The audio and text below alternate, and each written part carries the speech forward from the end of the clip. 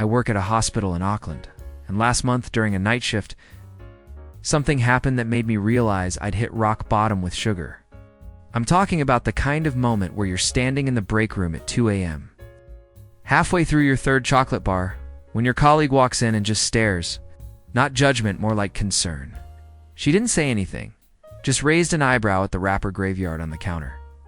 That's when it clicked. I'd eaten 6 candy bars in 4 hours without even tasting them. My body was running on autopilot, chasing the next hit. The next morning, I decided to quit sugar entirely for 30 days. No desserts, no hidden sugars and sauces, no fruit juice, just whole foods. What I didn't expect was how my body would rebel like I'd broken up with it via text message. My friend in Melbourne tried this last year and warned me about headaches. I nodded along, thinking I'd be fine. I was not fine. Day 1 started with confidence. I threw out everything sweet in my apartment, meal prepped vegetables and protein, felt like a wellness guru. By day 2, my head was pounding like someone was using it as a drum. By day 3, I snapped at a patient for asking a normal question about their medication. My coworker asked if I was okay. I'm detoxing from sugar, I said, which apparently translates to stay away from me in any language. But I stuck with it, and what happened over those 30 days completely changed how I understood my body. Here's what went down week by week, symptom by symptom. I'm a physician in Cape Town. My younger brother manages a gym downtown. When I told him I was quitting sugar, he laughed and said headaches were normal. I figured he meant a mild annoyance like forgetting your keys. On day 2, I learned he meant a full-blown migraine that made me want to lie on the floor of my office with the lights off. The throbbing started behind my eyes and spread across my entire skull. I've treated patients with migraines, but experiencing one while trying to focus on patient charts was humbling. My brother texted, "Drink more water, it helps." Drank 4 liters that day. It helped approximately 0%. The headache lasted 5 solid days before it finally started to fade. Turns out, when you stop feeding your brain its regular sugar supply, it throws what can only be described as a chemical tantrum, and you just have to ride it out. My cousin works at a software company in Toronto, and last week I visited her during my first days without sugar. She kept offering me snacks crackers, granola bars, dried fruit. I kept refusing, explaining my detox. By day 3, I was so exhausted, I fell asleep on her couch at 7 p.m. while she was mid-sentence about her project deadline. She shook me awake an hour later. "Are you sick?" she asked. I wasn't sick, just completely drained. My body had been running on quick sugar hits for years, and now it was learning to burn fat for fuel instead. The adjustment felt like trying to start a car with a dead battery. Every movement required conscious effort. Walking to the kitchen felt like climbing a mountain. My cousin made me eggs and avocado, insisting the protein would help. She was right, but it took a full week before I stopped feeling like I needed a nap after every meal. I teach English in Buenos Aires, and my roommate threatened to move out during my first week off sugar. On day 4, she used my coffee mug. My favorite one with the stupid cat on it tanned. I lost it completely. We're talking a 10-minute rant about respect and boundaries over a mug. She stood there holding it, looking genuinely scared. "It's just a cup," she said carefully. I knew I was being unreasonable, but I couldn't stop the anger flooding through me. Later that evening, I cried watching a commercial about dogs. My roommate sat next to me and said, "When does this sugar thing end?" The irritability came from my brain adjusting to lower dopamine levels. Sugar had been my mood regulator, and without it, my emotions were all over the place. I apologized about the mug. She forgave me but started using paper cups for a week. Just to be safe, the cravings got creative. A chef in Singapore, which made quitting sugar extra difficult because I work in a kitchen surrounded by desserts. My sous chef knows about my detox and watches me like a hawk. On day 6, I found myself staring at a bowl of cherry tomatoes during prep, and I swear they looked like candy. I ate 7 of them in a row, and they tasted unbelievably sweet, almost like nature's gummy bears. My sous chef noticed and grinned. "You're at the stage where vegetables taste like dessert, aren't you?" He'd done a sugar detox 2 years ago. I nodded, still holding a tomato. The cravings weren't just for chocolate or candy. My brain was searching for any hint of sweetness anywhere. I caught myself eyeing carrots with genuine excitement. Carrots. The ones I used to think were boring. Now, they tasted like they'd been dipped in honey, and my taste buds were recalibrating to appreciate actual food instead of processed sugar bombs. My sister runs a bakery in Dublin, and I visited her during week 2 of my detox. She spent the whole morning telling me I looked different, more alert somehow. I did feel different. For the first time in years, I woke up at 6 a.m. without hitting snooze 8 times. No alarm-induced panic. No dragging myself out of bed like I was escaping quicksand. Just woke up, got up, started my day. My sister handed me black coffee and watched me carefully. "You're not going to crash at 11 a.m., are you?" she asked. I used to crash hard every single day around mid-morning, needing another coffee and something sweet to push through. But that day, I made it to 3 p.m. without any energy dip. My body had finally figured out how to run on stable fuel instead of the sugar roller coaster.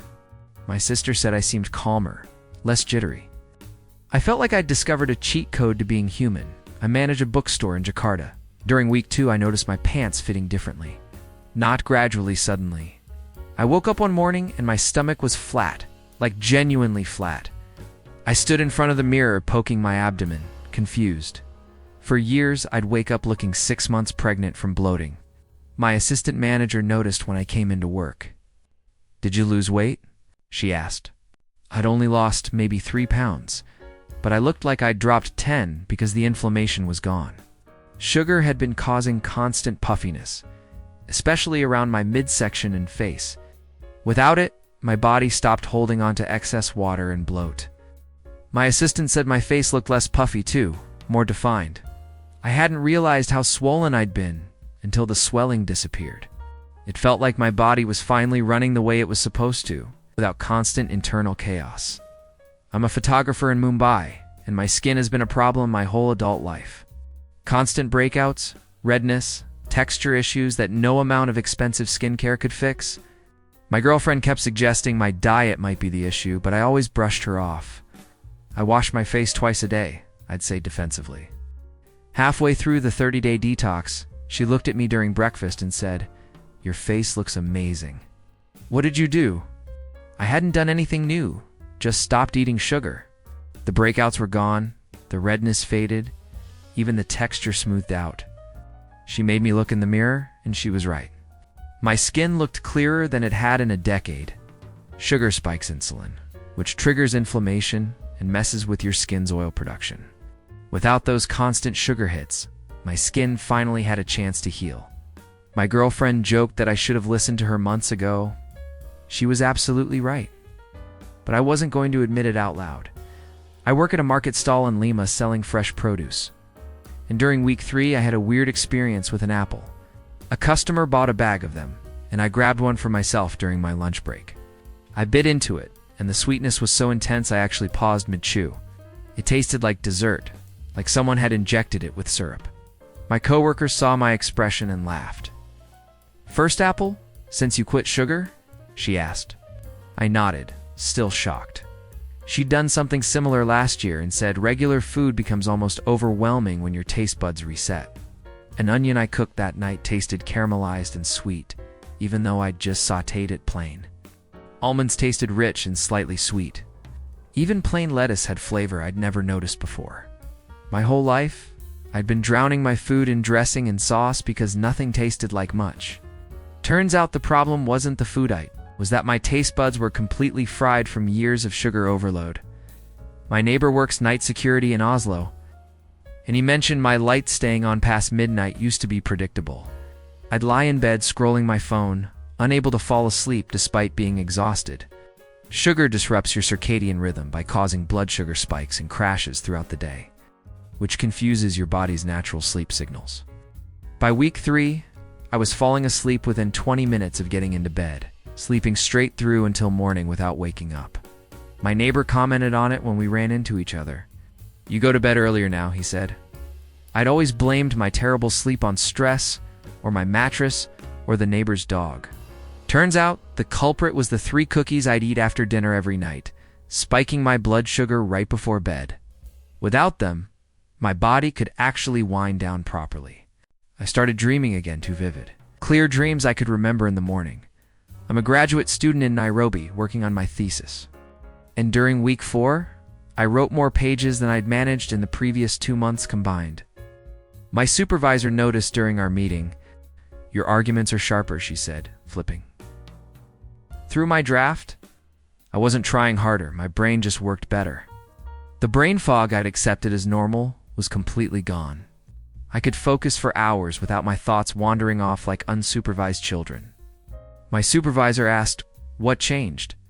When I told her about quitting sugar, she looked skeptical but interested. Sugar causes inflammation everywhere, including your brain, and it makes cognitive functions sluggish. Without it, my thoughts were clearer, faster, more organized. I could remember things better, process complex ideas more easily. Reading academic papers felt less like wading through mud. My supervisor joked that I should have quit sugar before starting my degree. My gym buddy in São Paulo kept asking about my routine because I'd lost 12 pounds by the end of 30 days, and I hadn't changed my workout schedule at all. He insisted I must be doing extra cardio or cutting calories dramatically. I wasn't. I ate until I was full at every meal. Vegetables, meat, nuts, avocados. The difference was, those foods kept me satisfied for hours, while my old sugar-heavy diet had me hungry 90 minutes after eating. My buddy couldn't believe it. "Just cutting sugar did that?" he asked suspiciously. I'd been eating tons of calories just from actual food instead of processed sugar and refined carbs. My body burned through meals efficiently instead of storing everything as fat because my insulin levels stayed stable. My buddy's been asking questions about trying it himself. I told him the first week's rough, but after that, everything changes. He's still skeptical but keeps staring at my old belt that's now 2 notches too big. I work at a candy shop in Montreal, which sounds like torture during a sugar detox. And for the first 3 weeks, it absolutely was. Customers would buy chocolate bars, and I'd bag them up while dying inside. My manager asked if I wanted to take a break from the register. But by week 4, something shifted. A kid came in and bought a massive bag of gummy bears, my old favorite. I handed him the bag and I felt nothing. No craving, no temptation, not even curiosity about how they'd taste. My manager noticed me watching the transaction with this calm expression.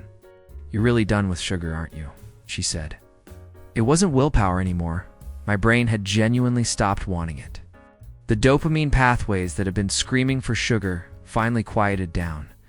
Walking past the candy displays became as boring as walking past office supplies. My manager said she'd never seen someone work at a candy shop and completely lose interest in the product. It felt like breaking up with someone toxic and realizing you're actually happier without them.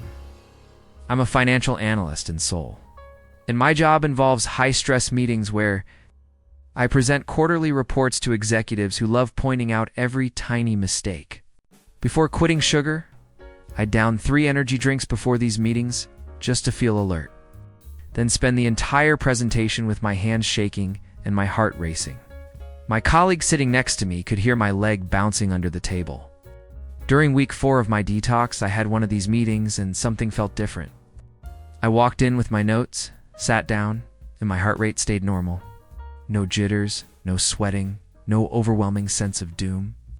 My colleague leaned over afterward and whispered, "You seemed really calm up there. What changed?" I hadn't connected it until that moment, but the sugar and caffeine combo had been sending my anxiety through the roof. The constant blood sugar spikes and crashes were triggering my fight-for-flight response all day long. Without sugar, my nervous system finally relaxed. I still get nervous before presentations, but it's manageable now, not the full-body panic I used to experience. My colleague asked if I'd started medication. Nope, just stopped poisoning myself with sugar 3 times a day. On day 31, I ate a piece of chocolate cake at a friend's birthday party. Everyone watched me take the first bite, waiting for my reaction. It tasted overwhelmingly sweet, almost chemical like licking a sugar packet. I managed to bite before putting down the fork. My friend asked if I was okay. "It's too much," I said honestly. She looked at the cake, then at me, confused. The cake hadn't changed. My taste buds had. A month ago, I would have eaten 3 slices. Now, even finishing one piece felt impossible. Here's what I learned from those 30 days. Sugar wasn't giving me energy or making life sweeter. It was keeping me tired, bloated, foggy-headed, and constantly craving more. My body works better without it. I sleep better, think clearer, feel steadier. I'm not perfectile. Have dessert occasionally now, but the difference is, I can actually taste how sweet it is, and a little goes a long way. If you're thinking about trying this, just know the first week will test your patience and possibly your relationships. But after that, your body starts working the way it should. Totally worth it.